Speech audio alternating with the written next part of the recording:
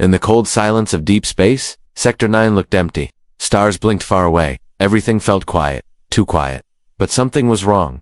A patrol ship from the Zarnok Empire floated near a dead zone, an area no one visited. It was just routine, or at least, that's what the crew thought. Suddenly, a signal appeared on their screen. It wasn't loud, it wasn't coded, it wasn't even strong. It was just their constant, slow, like a heart beating in the dark. The pilot looked confused. "Is this from a beacon?" he asked. "No, there's no source," replied the engineer. "It's not bouncing from anywhere. It's coming from the dark itself." They sent the signal to command. Within hours, 5 more patrol ships were sent to investigate. None of them came back. At first, command believed it was a technical issue. Maybe the dark zone had strange magnetic fields. Maybe pirates. But then a video came through, just 5 seconds long. One of the vanished ships had recorded something before losing contact. In the center of the frame was a shape. Long, sharp, silent, shippa, not like anything seen before. No symbols, no engine trail, no movement, just floating, glowing slightly. Red. A single word was written in English letters across the side. JÖRMUNGANDR. The Council of Species met in emergency. Only a few remembered the old stories.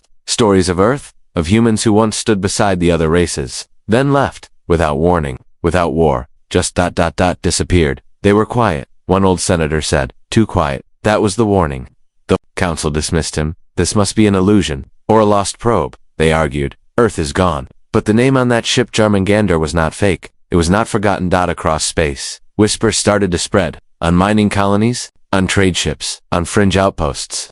They said one human ship was seen again, and when it appeared, whole fleets went silent. The galaxy laughed at first. What could one ship do? But that laugh didn't last. A science vessel orbiting a gas giant picked up the same signal. The crew turned their sensors toward it. For a few seconds, they saw its shape, same red light. Then, every system shut down. No engines. No lights. No sound. They drifted for 3 days before emergency teams reached them. When the rescuers arrived, they found the crew awake, but silent. Not injured. Not broken. Just afraid. One crew member whispered, "It saw us. It let us live." Now, the fear began to spread. Not because the ship attacked, but because it didn't. It came, watched, then left. Admirals tried to make sense of it. Scientists failed to scan it. Historians dug through ancient files, trying to remember what the humans had built, and in all the records, only one match was found. A ship, the last project of Earth before they vanished. A weapon, some said. A guardian. Others believed, built in silence. Named after an ancient Earth myth, JÖRMUNGANDR, the World Serpent. People began to wonder, why has it returned now? The answer was not clear, but something was. This was not just a ship, it was a message. A reminder. Earth had been silent for centuries, but now, something had woken up. Something older. Something built for a purpose the galaxy had forgotten. As the signal continued to echo in the void, only one truth remained. Something from Earth had returned, and the stars were no longer safe in their silence. Asterisk, the stars above planet Veros 3 shone as always. Ships came and went through its orbit, engines glowing, cargo being traded, lives moving forward as they always had. No one thought anything strange could happen, not there. Not on a planet so far from war, so deep in the core systems. But something unseen was already on its way. In a quiet command room aboard the Veros defense station, Officer Talek stared at the long-range scans. He had been working this station for 8 years, and nothing ever happened. Trade ships, patrols, drones, all routine. But today, something new had appeared. Sir Talek said slowly, eyes locked on the screen. "I'm picking up an object. No transponder, no ID. It's not broadcasting at all." "Pirates?" asked his captain, walking over without much worry. Talek shook his head. "Too big, too clean, and it's not moving. It's just there." The captain raised an eyebrow and leaned in. On the screen, there was a dark shape in the middle of space. No heat trail, no weapons detected, but something about it felt wrong. It felt like it was watching zoom in. Talek did. There it was, again that name. Bold letters carved into cold metal. JÖRMUNGANDR. The captain stood still. "End simulation mode," he said quickly. Talek's hands trembled. "Sir, this isn't a simulation. This is live feed." A silent message arrived, blinking on the screen. "Turn back. This is your only warning. No source, no signature. Just those words." High Command was notified within seconds. Across the galactic networks, alarms were raised. Warships were scrambled. It couldn't be real, could it? The old name was mentioned again, JÖRMUNGANDR. Most people thought it was just a ghost story from the old Earth Alliance. A myth about a ship so powerful it needed no fleet. So silent it never spoke. So dangerous, even Earth itself locked it away. But it was real, and it was now parked near Veros-3. In response, the Zarnok Empire sent its 7th Fleet to investigate. Over 50 ships, advanced, fully armed, led by Admiral Voss, known for his fearlessness. "We'll talk," Voss said. To the press, and if needed, we'll push it back. The fleet arrived 12 hours later. They surrounded the object, careful, but ready. Voss opened all hailing frequencies. This is Admiral Voss, of the 7th Fleet. Identify yourself. No answer. You are in protected space. Move your ship now. Silence. Then, a reply appeared, not spoken, not sent. It simply appeared on every ship's screen. You asked for Earth. I am the answer. Before Voss could respond, systems across his fleet started to blink. Lights flickered, weapons locked, shields lowered without any order. Engineers shouted as controls failed. One by one, ships lost power, not damaged, not attacked, just shut off. Voss's own ship lost engine control. The bridge dimmed. He looked at the screen. JÖRMUNGANDR hadn't moved. Not an inch. Retreat, he whispered. Full recall, but it was too late.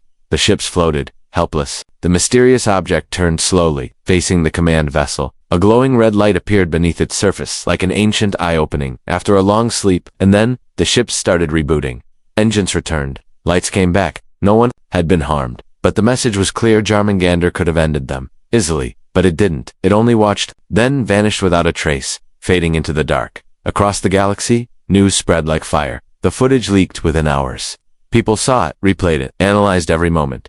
The council tried to control the panic. It's a misunderstanding, they said. Just old Earth tech gone rogue. But no one believed that anymore. Something ancient had returned. Something that chose to spare the 7th Fleet. Not because it couldn't fight, because it didn't need to. This was no simple ship. This was a force waiting for a reason. And every empire suddenly asked the same question. What did we do to make Earth send this? The galaxy, once full of noise and pride, had gone quiet again. And in the silence, one ship drifted beyond the stars, silent, alone, and watching. Asterisk space had never been truly quiet until now. After the encounter near Veros 3, something had changed across the galaxy. Fleets no longer moved so freely. Stations no longer felt safe. Even the bravest captains hesitated before entering unknown regions. The image of that one ship, JÖRMUNGANDR, hovering in space, unmoving yet unstoppable, had carved itself into every mind. In the heart of the Galactic Council, the atmosphere was tense. For the first time in over 100 years, every major species had gathered without argument. The incident with the 7th Fleet could not be ignored. 50 of the galaxy's finest warships had been disabled, not damaged, not destroyed, but powered down, as if a higher force had pressed a single button, and then released. It wasn't war, it was a statement. An ancient historian, Professor Larisse of the Orthus Archive, was called into the council chambers. She walked slowly, carrying dusty records from Earth's final days. Most in the chamber had never seen physical books before. She opened one. There were rumors, she said calmly. Long ago, before Earth fell silent, before their diplomats left your halls, a project was started. Not a weapon, not a ship, something else. The council listened, half curious, half afraid. It was designed after Earth lost hope in galactic peace. After being betrayed, mocked, and pushed aside. They didn't speak back, they didn't fight. They simply left. But before they vanished, they left behind one creation. For the day they might need to return. She turned a page. They called it JÖRMUNGANDR, a guardian. A warning not meant to destroy, but to remind. The chamber fell silent. At the same time, across the galaxy, strange events were unfolding. A mining colony on the edge of the Elra belt stopped responding. When a patrol arrived, they found all systems turned off but untouched. No harm, no damage. All 12,000 residents were alive and silent. Each one of them pointed toward the sky. They had seen something massive, floating just above the clouds. No sound, no light, just presence. On another planet, a science vessel spotted an unusual pattern in the gravitational field. At first they thought it was a moon, but the numbers didn't match. It was hollow. It was artificial. And it was moving, ever so slowly. Without engines, a single encrypted message was found on their backup system the next day. You remember Earth now. These weren't attacks. There were no signs of force. But everywhere the ship was seen, something changed. People stopped. Technology paused. Time itself seemed to hold its breath. Military leaders grew desperate. They couldn't track the ship. It appeared at random, like a shadow slipping between stars. Every attempt to follow it failed. Their scanners picked up Eco's ghost signals, wrong coordinates, confused data. No two ships saw it the same way. One admiral called it a silent storm. You don't see it, you feel it. You know it's coming by what it leaves behind. Quiet, fear, and questions. In response, the council launched Operation Watchlight. The best scientists, tacticians, and AI minds were pulled together to solve the mystery. But JÖRMUNGANDR gave them nothing. No engine signature, no radiation, no mass readings that made sense. And still, it moved. Some began to believe the ship wasn't being controlled at all, that it was alive. Not biological, but intelligent. A thinking machine that had watched the galaxy for centuries, and only now decided to be seen. Among the younger races, curiosity grew. They asked, why now? Why return after so long?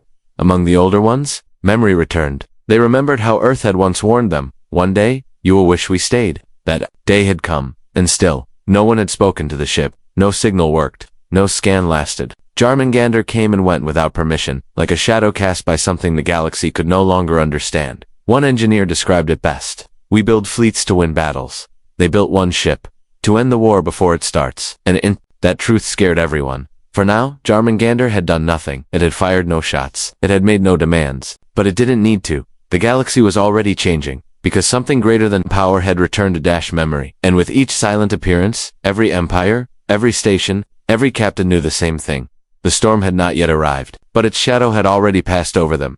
The galaxy no longer whispered. It held its breath. Trade slowed. Patrols doubled. Old space routes once busy with transport ships now floated empty. Even the boldest smugglers turned back at the first sign of static. Everyone had heard the stories. A single unknown ship. No fleet, no message, no attack. Yet systems shut down. Engines failed, and fear followed. It had no ambassador. No flag. No face, just a name etched into its side like a memory. The stars had tried to forget JÖRMUNGANDR. Now, far from the political chambers and fleets, something else stirred. Deep within the archives of the isolated world of Nyros 12, a hidden vault was opened. Only one person had the authority. Archivist Dane Kell, a quiet figure known for never speaking unless necessary. He'd lived most of his life among silent machines, forgotten history, and sealed warnings. But when he saw the image of the ship, the real one, his hands trembled. He recognized it, not from reports, not from theories, but from a message sent to him 142 years ago, from Earth. The file was encrypted with a key only his vault possessed. Dane had never opened it, until now.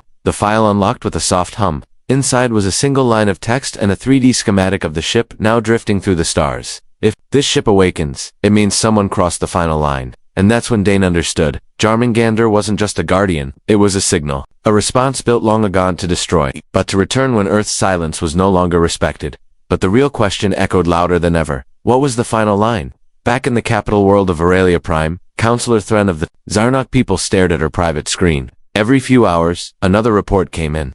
The ship had appeared again, this time above the ruins of Outpost Teller. The outpost had been lost. Decades ago in a civil conflict, nothing had remained but dust. And yet, JÖRMUNGANDR hovered there for 10 hours, completely still. No scans, no movement. Then it left. Why visit a dead place? Thren searched records. In the final years before Earth's withdrawal, that outpost had been the site of a secret negotiation. A deal made behind the Council's back. A betrayal Earth never spoke of, but clearly never forgot. It became clear JÖRMUNGANDR was not just drifting, it was retracing steps, following memories the rest of the galaxy had buried, and then something new. HAPPENED, JGRMUNGANDR responded, not with words, not with sound, but with a map. Every major government received the same data packet. No source, no encryption, just a map of the galaxy with 9 red points glowing. Some points were ancient battlefields, some were abandoned worlds, some had no records at all, but each one shared a pattern. At some point in time, each had been a moment where humanity was ignored, betrayed, or quietly pushed aside. The map was not a threat, it was a ledger. And now, it was being checked. Panic spread, civil networks flooded with theories. Was it justice? Was it warning? Or was something older waking from Earth's long silence? Still, no one dared confront the ship directly. Even the bravest captains reported the same feeling when near it. Time felt slower, thoughts heavier, emotions sharpened. Like standing before a force not meant to be understood, only acknowledged. Even AI systems responded strangely. On a test run, an exploration drone approached the coordinates of JÖRMUNGANDR's last appearance. As it drew near, its logs recorded. An entry never programmed into its system. You may watch, but you will never command. The drone shut down and drifted across command bridges and academic halls. A new fear took hold, not that the ship would attack, but that it had already judged, and still. Earth remained silent. No message, no appearance, no explanation. JÖRMUNGANDR was alone. But it was not aimless. It was remembering. And with every appearance, every planet, every government was forced to ask itself the hardest question. What did we do that made the silence of Earth more powerful than its voice?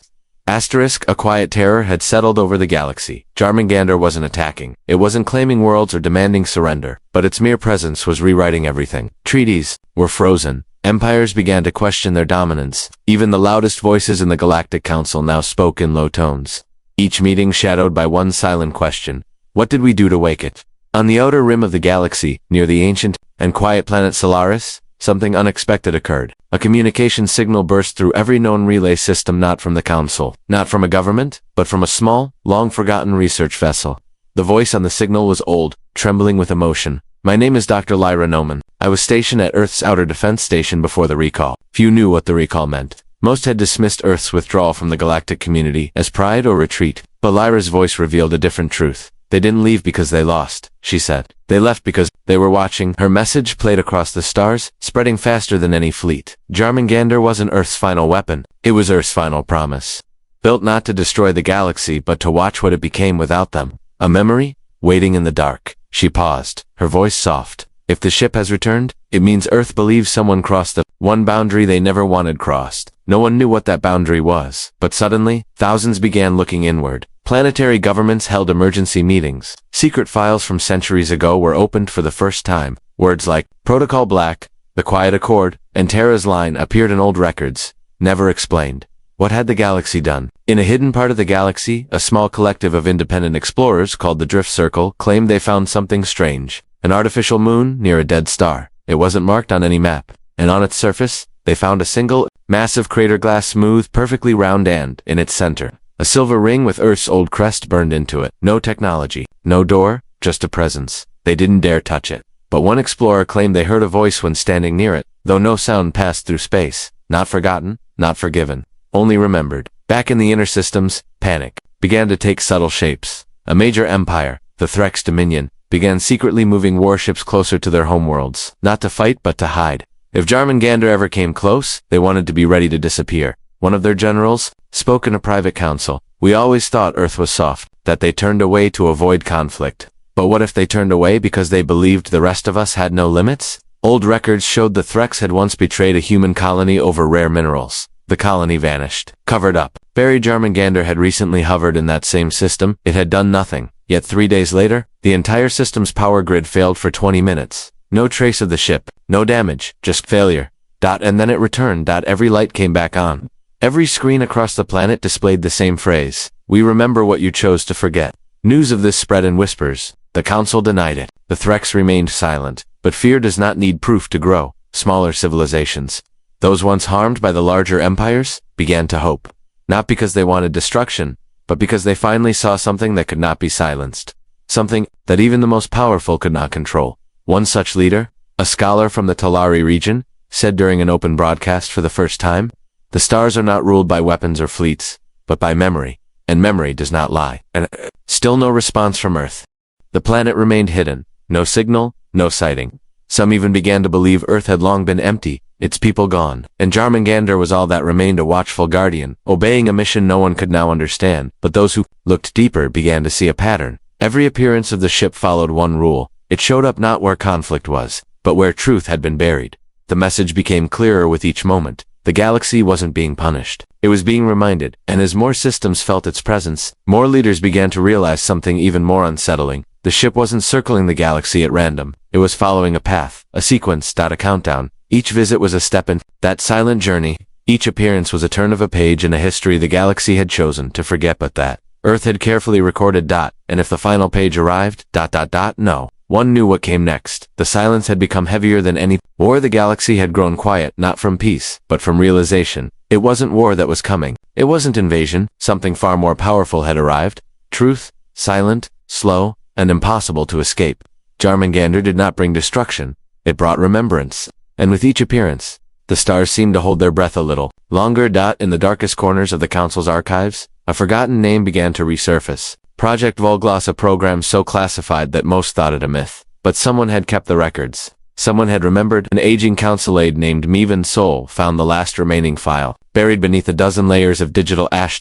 He read the first line aloud: "If the stars ever fall silent, it means Earth has turned to watch." That was the purpose of JÖRMUNGANDR, not a weapon, not a ship, but a mirror. A mirror held up to the galaxy's choices, and now, the reflection was being shown. In far-off sectors, things had begun to change. Systems that once ignored Earth's warnings were now holding their own tribunals. The Zarn Coalition, long accused of silencing frontier colonies, now admitted on live broadcasts that some of the human disappearances had been covered up. Why confess now? Because the ship had hovered silently above their capital for 16 hours. No contact, No demand, no action. Yet when it left, every device in the government tower played the same recording. Truth rises when silence weighs too much.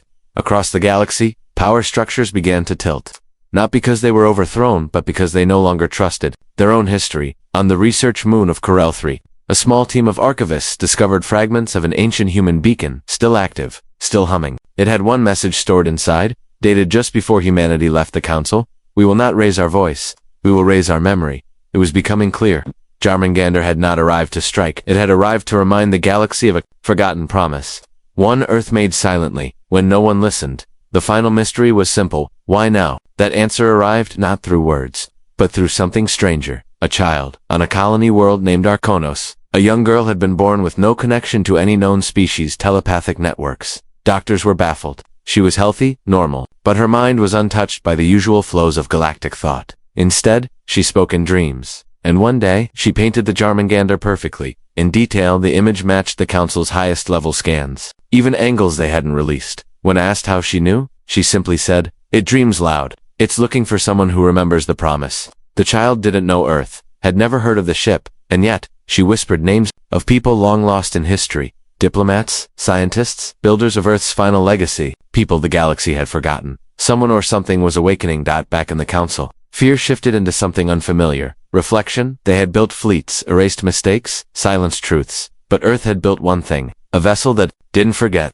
a memory too vast for one species, too silent to ignore. And now that memory was moving toward the center of the galaxy. The last appearance of JÖRMUNGANDR wasn't near any battlefield or broken treaty. It appeared above Solus Core, the oldest neutral star in known space, a place of birth, balance, and history. It hovered there, not watching, not waiting, remembering, and then, a single signal spread not just to governments, but to every living being tuned into a network. It came not as sound, not as text, it came as feeling. Guilt, wonder, regret, hope, different emotions for different minds, but all tied to one clear message. We never left. We were always watching. Now the question is, can you face what we remember? That night, across a million worlds, lights dimmed, not from failure, but from choice. People turned inward. Families asked questions. Children stared at stars with new eyes. No alarms, no weapons. Just thought. The galaxy had not fallen. It had stopped. Not to prepare for war, but to remember. JÖRMUNGANDR had shown the stars their own reflection, and in that mirror, they saw not an enemy, but the cost of forgetting what Earth had once offered: peace, dignity, and warning. Now, the final answer rested not with the ship, but with the galaxy itself. What would it choose? More silence, or a voice that finally listens? And in the stars, the ship waited, silent, still watching.